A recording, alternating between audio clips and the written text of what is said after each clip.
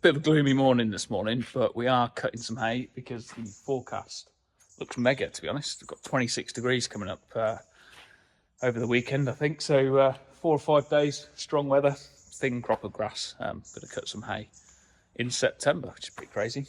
Anyway, back on the wood. Pretty much done all the posts now. I've got one left to do, which is over there on the trestles. They survived the night with them 2 beams on me plastic Stanley trestles, so it'd be interesting to see if they've bent them permanently. I've just got the one beam left to do on the end, which is a bit different, so I'll feature that. I'll do a bit of filming on that. But what I did have is one of the first beams I did was a short length of timber. This one down here, and the corner is missing due to like a bit of sapwood, bit of bark, and it was going to show where it sat on the saddle stone. There was going to be a corner missing, and I've got a beam over there, which is turned out I've got a long beam left for a short length, so I'll probably use the wrong beam for that one. So it's right at the bottom, which is a pain, but I can use that shorter beam that I've used as an upright in a shorter section of the construction, and then use one of these long ones that is left at the very end of the job to recut that one, and it should negate that bit of like a bit of an imperfection. And it's worth doing because it's right next to where the back door is, which is going to be the main used door of the house. So I don't want like an imperfection on that post. So yeah, I've got to get rid of this one off the benches. It's just finished now. Get that one out the bottom of there so that I can machine that into a different component, and then get them onto that bench. So a bit of logistics, really. I have to say, I was really negative for ram mounts at the cost of them. I thought they were a bit of a gimmick when I first saw them and first came across them. But they are bloody brilliant. If you're mounting anything in a vehicle or on the outside of a vehicle, absolutely stunning. We've put cameras on various bits of kit, and saved buying loads of cameras and bolting them to the different bits of kit. We can keep 2 or 3 good cameras and just have a ram ball on wherever you want one, and just literally undo it, take that camera off, undo the connection, put it on another machine. It's so easy, and you can position it wherever you like. And also that was really handy when we're baling and you're coming out of really like blind junctions because you sat way back in the cab. You can flick your camera screen onto that camera, and you've got like another 8 to 10 feet of visibility of what traffic's coming on like this side of the road, because your traffic is coming from your right on the near side of the road. So by the time your tractor is halfway across the road, you can pretty much see out the cab anyway what's coming. So yeah, been really good, and the ram mounts are bloody superb. Found quite a cheap deal on Amazon for like a basic ram mount with a couple of diamond plates, so I'll link it down below. But I've got loads of these now, never thought I would.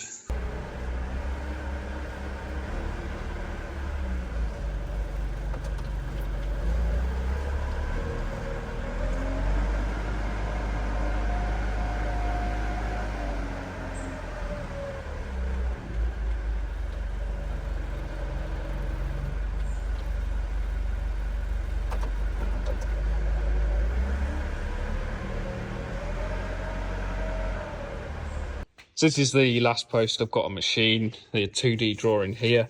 I can cut this detail on site because I don't know exactly how high this is from here, and also these staddle stones aren't set yet, so the height of this from there isn't set. But I do know that the measurement from this beam where it joins in there to that saddle stone won't be any more than that. So as long as I've got that left there and that left there, I can cut that joint in the middle of the beam, and I can also cut this one off to length because I do know the width of this one here. So unfortunately it is 1950 external, which is 1550 internal, and this beam here that I was talking about with the damaged corner doesn't have enough length on 1550 to get that piece out of this one. So I have got to use this one to cut a new version of that, and then the beam that's left over there, which was going to be a spare one, we ordered it as a spare, I can use, and it'll make the best of this job, hopefully. It'll be a worthwhile use of ordering that spare beam. I've got the beam on the benches here. This is the first one I'm going to make. It's going to be double setback, so there'll be a setback underneath, so you don't see the mortise going in at the bottom of the beam into this upright post. So I need to set that back and set the top back as well, because I think I want the option of putting a bit of weathering on the top of this one, so that if any driven rain gets in there, it's got like a slightly beveled surface to throw it back this way. I'm in two minds about that, because I kind of want to keep the dimensions of this beam the same as this one along here, so it's all matching, and it is set back from the end of the brickwork and covered by this roof by about 300mm, so I can always do that afterwards.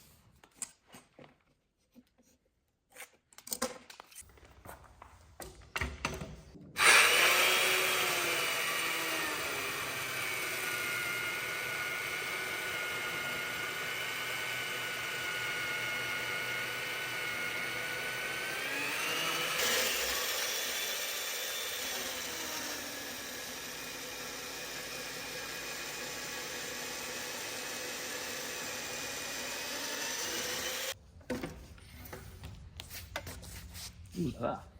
That was the wrong side of the line. Good job I stopped there.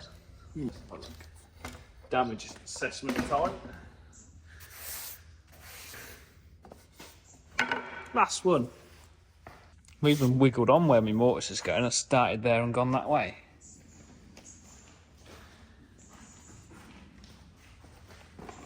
Let's have a look. See what we get away with. Got quite a good cover on this brace, so I can get away with that starting there. Put that mortise end there. I'll put the end of that one there.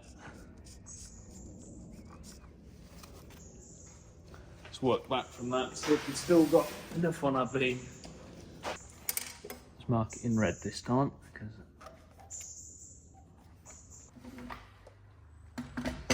I nearly didn't have a spare beam then, if I'd have carried on.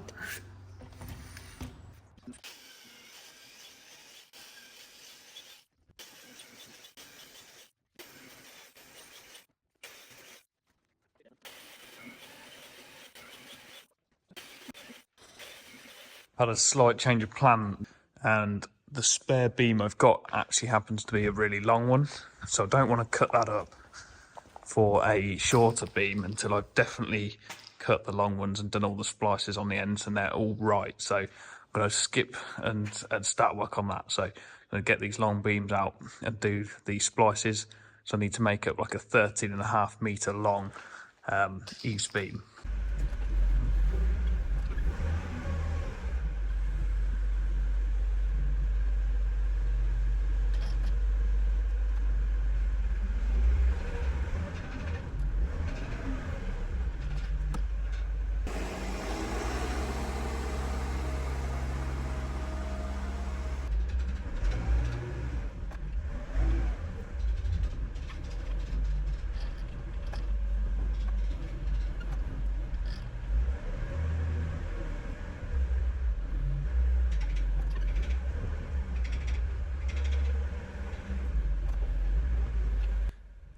That's all for today. Thank you for watching. It's just a short one.